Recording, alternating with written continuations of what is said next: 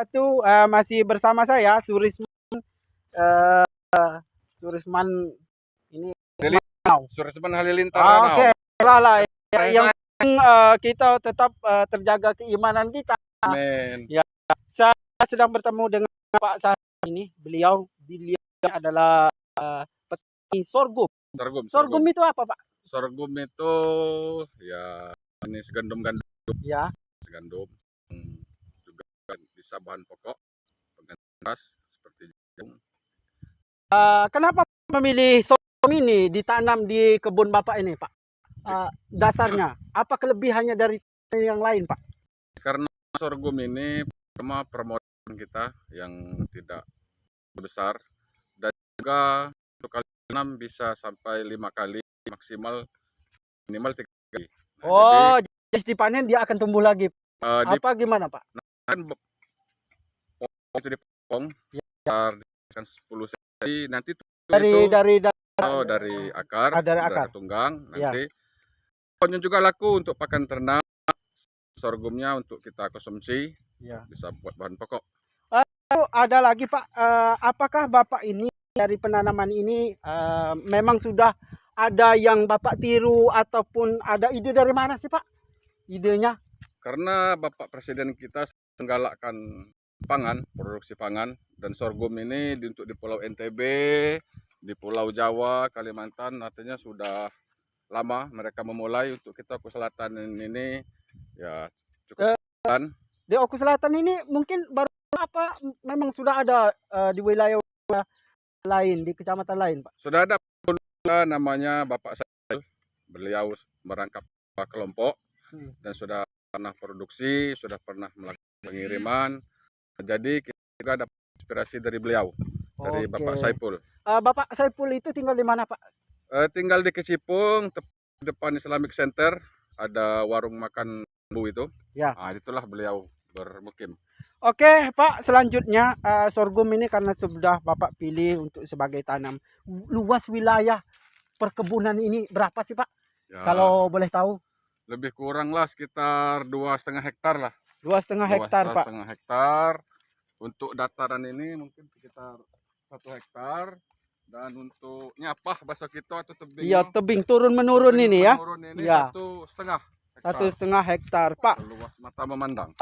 Selain itu, Pak, masalah permodalan ini, karena pertanian ini jangan dianggap remeh, Pak. Iya. Karena permodalan ini sangat ya namanya ini kan tanaman yang berjangka, bukan hanya sekali tanam untuk selamanya seperti tanaman kopi dan lain sebagainya. Pak, gimana Pak sih? Ya, kalau boleh tahu permodalannya?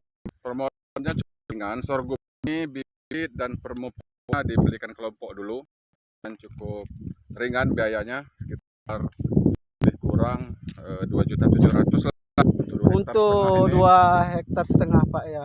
Bibit sekitar 10 kilo, untuk pupuk organik sekitar 4 drijen. Nah, jadi dibayar 3 kali panen, Pak. Jadi 2.700.000 itu. Oh, ya. Jadi selain keuntungannya kita sudah diberikan kemudahan oleh kelompok sorghum ini, Pak ya, tanaman ini. Ya, nah, ini Bapak ini contohnya, Bapak ini selain baik dia ini juga setiap langkahnya bermakna. Bapak ini. Ya, Pak Saril ini. Jadi tidak ada hambatan, Pak ya, untuk nanti ketika kita sudah panen harus kemana, dijual kemana, itu tidak ada hambatan, Pak ya. Itu semua sudah diatur oleh ketua kelompok kita, oleh Pak Saipul, di mana kita mendapatkan bibit dan di mana kita harus menjualnya. Mudah-mudahan harganya juga sesuai dengan apa yang kita inginkan, pemasarannya begitu. Jadi jangkanya ini sekali panen pertama itu berapa bulan, apa berapa hari, Pak? 75 hari, Pak, atau sekitar 2,5 bulan itu. 2,5 bulan.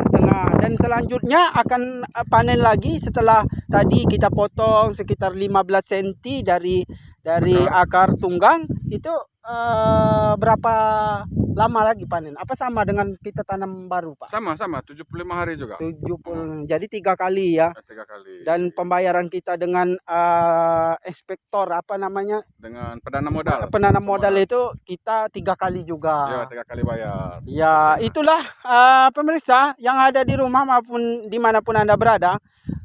Itulah kelebihan dari penanaman sorghum ini, dan inilah wilayah Pak Saril ini berbukit-bukit dan bertebing-tebing.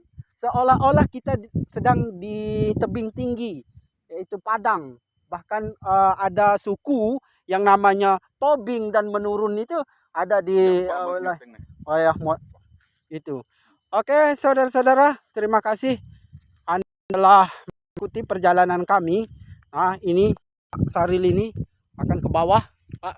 Biar kita lebih indah memandang. Ya, jadi seperti indah yang kawan kita itu ya yang 5 tahun yang lalu, 7 tahun yang lalu, indah itu berkiprah ya di Banteng. Ya, jadi inilah Pak Saril ini. Teman harus hati-hati karena tanaman sorghum ini banyak rumput liarnya. Kenapa Pak tidak disemprot, Pak? Ini Pak, karena kan ada pestisida campur pupuk yang khusus untuk palawija ini, Pak. Kenapa Bapak tidak memilih itu, Pak? Ya, untuk pembersihan gulma, ya, kita masih memilih untuk manual, Pak ya. Ya, bahan apa yang cocok supaya, karena ini baru, ya, supaya tidak berdampak pada tanaman sorghumnya. Nah, mudah-mudahan 1-2 hari ini kita bisa menemukan inspirasi yang cocok seperti yang sebelah ini. Ya, ini bagus sekali ini. Baso sitonya di suku ini. Iya. Ini di rumput. Di rumput. Ya. Kalau nak di rumput, tidak kerumput-rumputan. Tidak kerumput-rumputan. Ya. Butuh banyak tenaga ini. Ya, di bawah sana saudara-saudara ada aliran sungai yang memang inilah Allah sudah memberikan kita meskipun berbukit-bukit, berlembah-lembah, dia mengalirkan sungai. Sumber kehidupan pengairannya. Bening sekali dan jernih sekali karena ini dari mata air langsung, saudara-saudara. Jadi tidak sulit. Inilah wilayah Pak Saril ini, begitu indah, begitu sempurna ciptaan Allah Subhanahu wa taala untuk beliau. Semoga tetap diberikan kesehatan, keselamatan, dan dimurahkan rezeki. Kenapa saya terinspirasi dengan beliau ini? Selain beliau ini tidak pernah tertimpa kasus yang seperti ASN lain, keluarganya ini sakinah mawaddah warahmah. Jadi dia ini belajar, kata beliau, untuk tetap istiqomah menikmati kehidupan beliau di masa-masa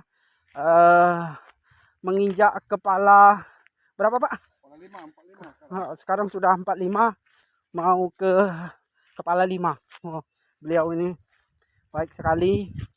Oke, kita sudah berada di bawah, saudara-saudara. Memang agak menges. Kita lihat di atas sana, tempat kita berdiri tadi ya.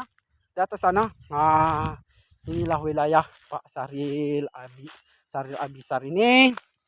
Ini beliau, sosok beliau yang ramah tamah, tidak sombong, baik hati, penolong. Alhamdulillah dia diberikan kesehatan terus. Amin, Bang. Itu, saudara-saudara, inilah sejauh mata memandang. Cuman dia tidak sombong karena harta tidak dibawa mati, kata beliau. Itulah yang buat saya selalu rindu dengan perbincangan dengan beliau ini. Banyak orang yang sudah sukses yang ikut dengan beliau ini. Cuman karena beliau juga tidak pernah mengungkit-ungkit yang pernah dia bantu dengan orang. Jadi dia itu apa yang sudah diberi, dia tidak pernah mengharap kembali. Bagai sang surya menyinari dunia ini. Itulah seorang Bapak Saril Abisar. Keren, baik hati, tidak sombong. Itulah, bukan karena saya ngeplok beliau ini ada udang di balik batu, bukan. Karena beliau ini sangat baik, makanya saya selalu merindukan sosok beliau ini. Oke, terima kasih. Kita lanjut ngopi. Kita akan lanjut ngopi Supaya rileks. Inilah dia. Ya, kita sudah menuruni turunan tebing. Nah, ini yang saya katakan tadi. Ada bambu-bambunya di sini, ada air sungai yang sudah alhamdulillah beliau ini sudah diberi oleh Allah itu sebuah aset, yaitu tanah seluas lebih kurang 2,5 hektar ini juga dikasih air, sumber kehidupan. Itulah beliau, baik hati, tidak sombong. Perlu kita tauladan, perlu kita ikuti, karena beliau katakan tadi, beliau tidak pernah membuatkan keributan, kegaduhan di Kabupaten Ogan Komering Ulu Selatan. Mungkin banyak orang yang tidak mengenal beliau. Kalau saya sudah mengenal beliau sudah lama, karena beliau ini baik. Menurut saya dia salah satu bapak yang selalu memberikan, bukan hanya memberikan nasihat, cuma langsung, pertolongan langsung. Karena menurut beliau, pertolongan langsung itulah yang bisa tersentuh. Nikmat itu berbagi. Iya. Berbagi duo. Iya, itu kata beliau. Nikmat itu berbagi, bukan sikok bagi duo. Itu zamannya yang dulu-dulu itu. Ya, zaman dulu itu ada yang sikok bagi duo, yang duo bagi sikok. Aduh. Jadi itulah. Terima kasih sudah menemani kami. Kami akan ngopi. Nanti kita vlog lagi. Sampai jumpa. Assalamualaikum warahmatullahi wabarakatuh.